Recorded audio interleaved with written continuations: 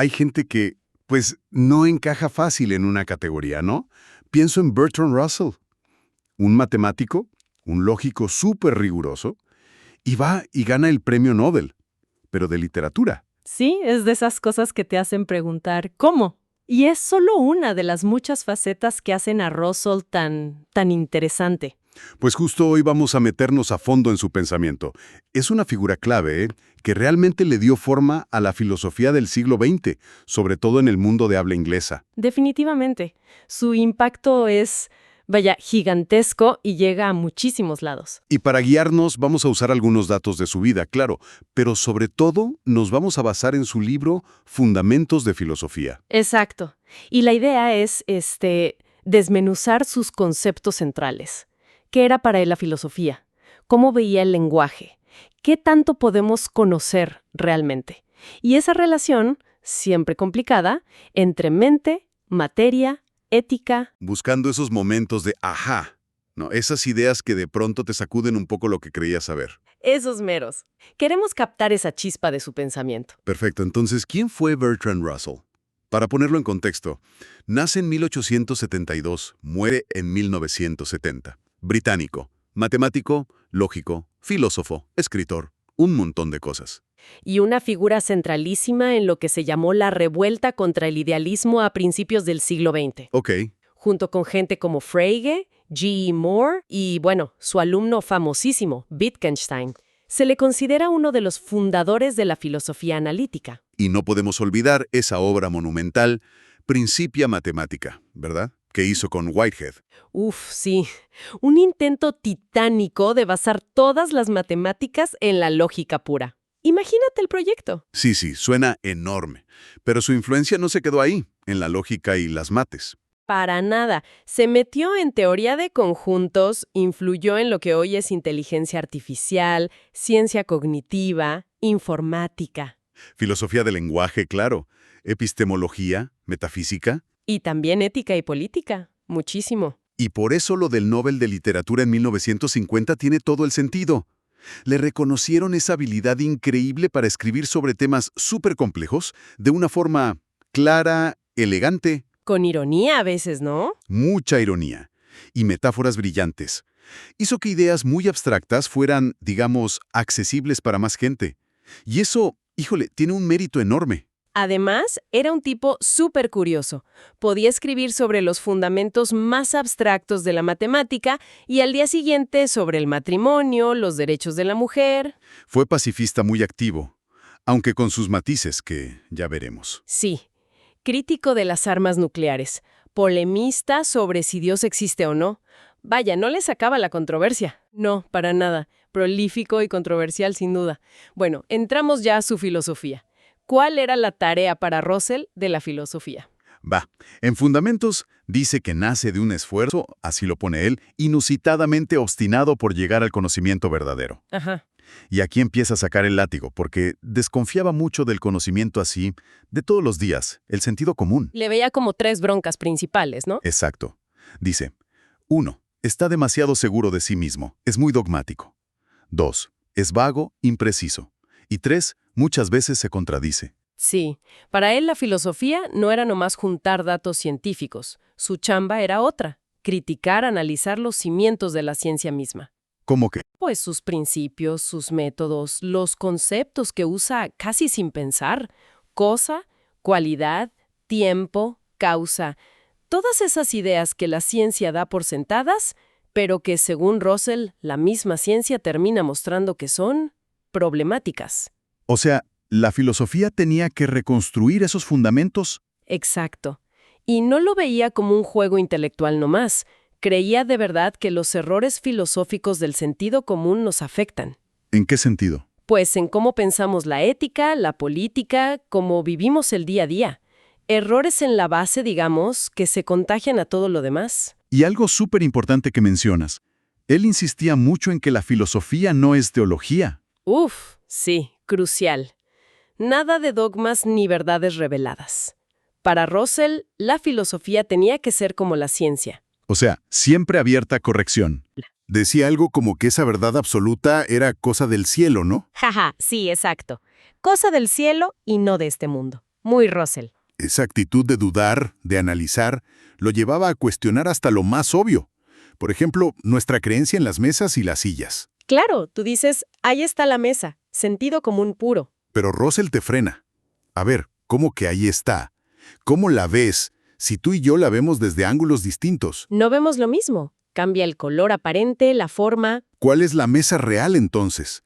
Ya con eso mete vaguedad, posible contradicción, en algo tan básico como ver. Lo que percibimos, dice, no es el objeto tal cual, sino una apariencia, mediada por cómo y desde dónde vemos. Y hace algo parecido con la memoria, ¿no? Otro pillar de nuestra certeza. Sí, damos por hecho que recordamos. Pero, ¿qué tan confiable es la memoria? Todos sabemos que falla, que inventa a veces. Y lo lleva al extremo lógico, el argumento escéptico. ¿Cómo sabes, pero sabes seguro que el mundo no empezó hace 5 minutos? Con todo y nuestros recuerdos falsos implantados. Exacto. Suena loco, pero... Pero lógicamente, dice Russell, no lo puedes refutar.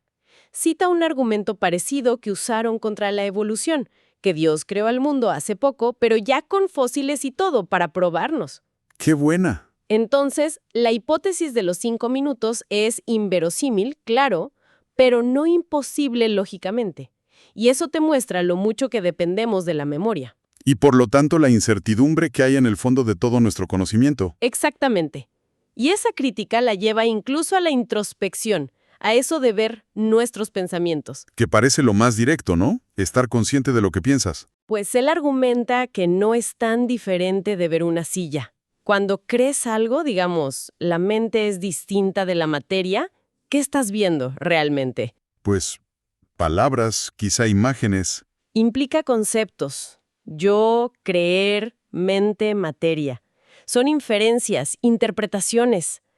Lo que se te da directamente, si es que algo se da, es igual de escurridizo y dependiente de la interpretación que ver la silla. Vaya. La diferencia entre lo mental y lo físico, para él, no estaría en la sustancia de la que están hechos, sino en cómo se relacionan causalmente. Pero eso nos lleva a otro tema. Antes, el lenguaje. Sí, aquí es donde Russell fue realmente revolucionario. Puso el lenguaje en el centro de todo. Más que casi nadie antes. Se puso a ver cómo usamos las palabras y cómo ese uso nos moldea el pensamiento. Y a veces nos mete en líos filosóficos. Y su enfoque era bastante radical, ¿no?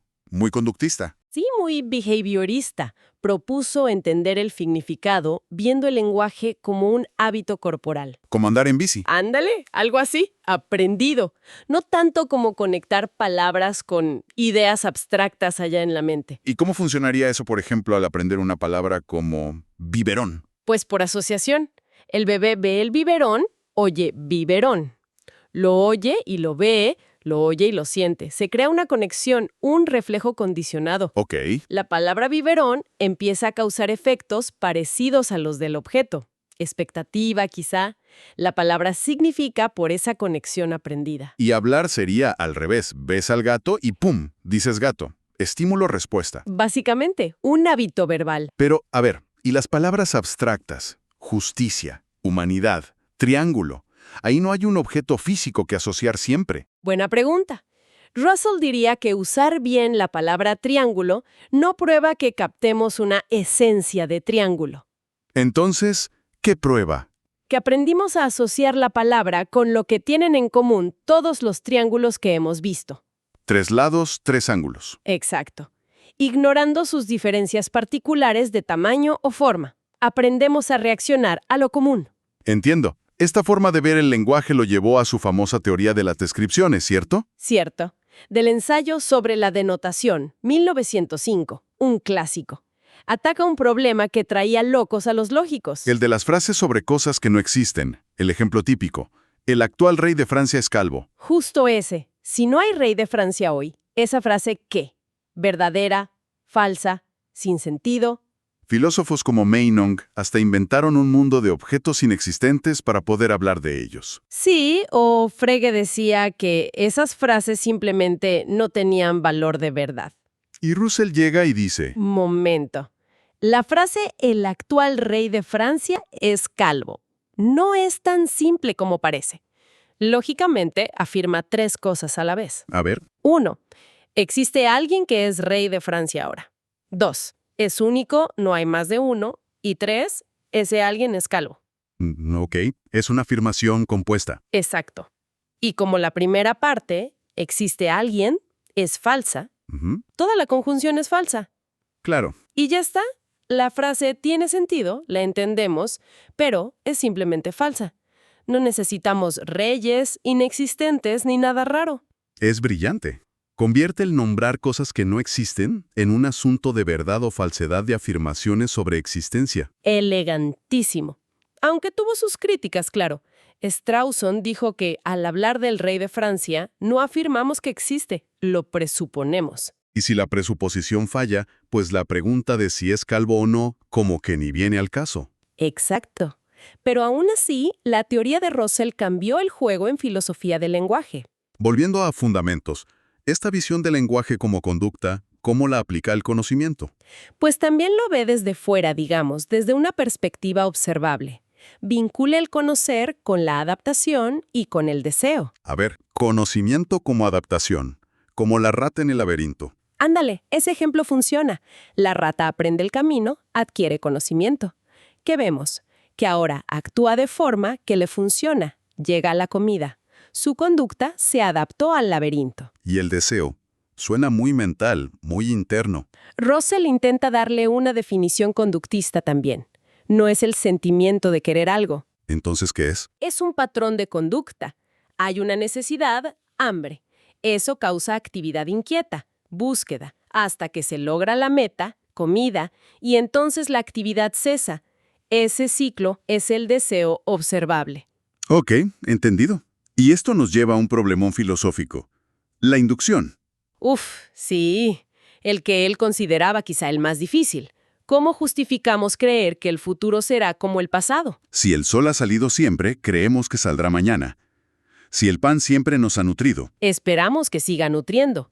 Toda la ciencia, toda la vida práctica depende de eso. Pero Hume ya nos había dicho, no hay garantía lógica. No es contradictorio pensar que mañana el sol no salga. Exacto.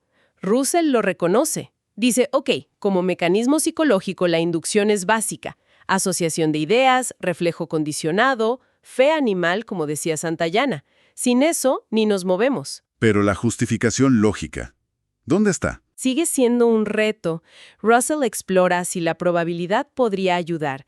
Menciona a Keynes y su idea de que el universo tiene patrones, que no es infinitamente caótico. ¿La limitación de la variedad independiente? Esa mera. Pero admite que el problema sigue abierto. Es una cuestión fundamental. Y estas reflexiones sobre los límites del conocimiento conectan con cómo él vio los descubrimientos de la física de su época, ¿no? Relatividad cuántica. Totalmente.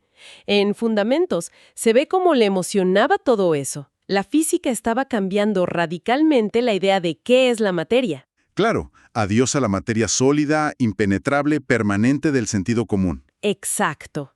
Los átomos resultaron no ser bolitas, sino estructuras complejas, protones, electrones, y luego la cuántica con sus saltos, su discontinuidad. La naturaleza daba saltos. Y la relatividad que fusionó espacio y tiempo, y dijo que la gravedad no es una fuerza, sino geometría curva. ¿Y qué significa todo esto para la filosofía, según Russell? Algo muy gordo.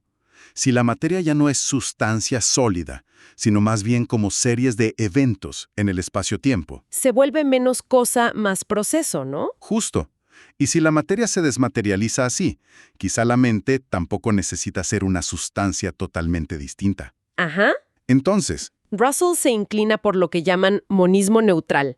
La idea es que lo básico del universo no es ni material ni mental en sí mismo. Es neutral. neutral. ¿Cómo? Imagina como bloques básicos, eventos. Si se organizan de cierta forma, siguiendo leyes físicas, los vemos como materia. Ok.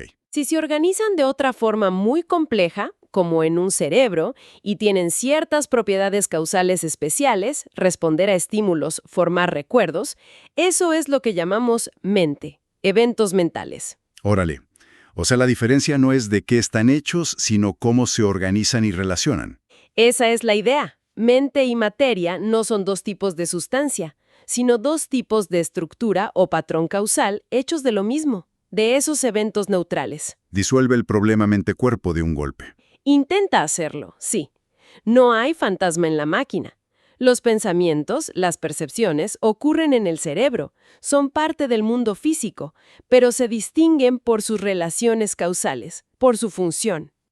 Quizá es cuestión de grado, de complejidad. Podría ser, no una línea tajante, sino un continuo. Entonces, bajo esta visión, ¿qué conocemos del mundo realmente? Pues lo más directo son los eventos en nuestro propio cerebro, las percepciones, sensaciones, aunque las proyectemos afuera.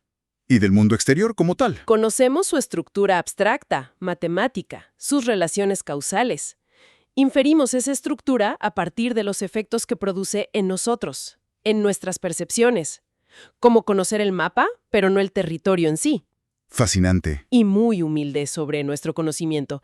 Cambiando un poco de tema, pero sin salirnos de Russell. Y la ética, la sociedad. Ahí también tuvo ideas fuertes y cambiantes. Sí, también evolucionó. Al principio, influido por Moore, creía en un bien objetivo, intuido. Pero después, como se ve en Fundamentos, se fue a una visión más naturalista. Ligada al deseo. Exacto. Pensó que bueno y malo vienen de nuestros deseos. Lo bueno es lo que satisface un deseo, lo malo lo que lo frustra. Pero eso suena muy individualista, ¿no? Si mi deseo choca con el tuyo... Ahí está el detalle. Justo porque los deseos chocan entre personas o dentro de uno mismo, es que surge la ética, como una forma social de manejar esos conflictos. Ah, ok. Para poder vivir juntos más o menos en paz. Exacto. La ética busca cómo armonizar los deseos. ¿Y cuál sería su regla principal entonces? Algo como, actúa para producir la mayor cantidad de deseos armoniosos y la menor de deseos conflictivos posible. Buscar la máxima satisfacción compatible para todos los implicados. Por eso no le gustaban los códigos morales fijos, tipo los 10 mandamientos. ¿Por qué? Le parecían rígidos, no consideraban las consecuencias, y su origen no era filosófico, sino de autoridad o tradición. Y le daba mucha importancia a la educación, ¿verdad? Muchísima. Creía que educar bien era cultivar deseos que, por sí mismos, no chocaran tanto con los de los demás. Deseos más sociales, digamos. Mejor eso que solo depender de leyes y castigos para controlar a la gente. Exacto. Prevención en lugar de represión, por así decirlo.